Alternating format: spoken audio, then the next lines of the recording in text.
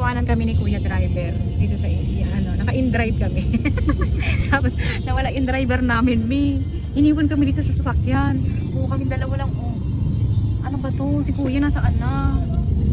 Ang traffic pa naman. Ayun oh. Hindi ko alam kung nasaan siya. May ano siya, nagbumaba siya, sabi niya sa amin, saglit lang daw. Sabi ko, Kuya, saan ka pupunta? Sabi niya, saglit lang daw. Tapos binuksan niya yung trunk.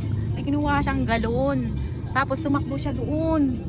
Hindi ko alam kung saan siya pupunta. Where are you, kuya? Timeran mo nga. Si Kuya, pwede natin tong i-drive. Andito pa yung wallet niya. Okay, yung Oh. pabayan natin. Kunin na sa akin ni kuya. Saan siya kaya pupunta?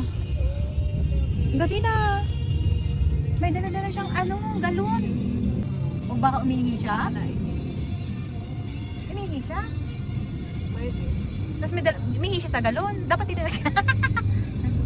Hindi na malapit. Gasan yung station ba dyan? Wala na Hindi mo na nagsabi na kung ano yung gagawin niya. As in, sabi niya lang, saglit lang. Baka mamaya magpapaliwanag. Antayin natin. Paliwanag di kuya. Interview natin. Ayan na ba? Ayan na ba? Ay, ayan na nga siya. May dala siyang galon, oh. Ito na siya.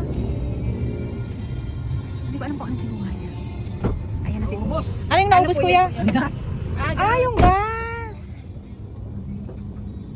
Ayun na, nag-refill siya, ng gas. Kaya pala hindi na kami umaandar. Charis. Ayun na, nag-refill siya ng gas. Akala ko, empty ba? Empty na kaya? Baka bumili siya tapos ay, nire-refill na. Ubus na yung gas.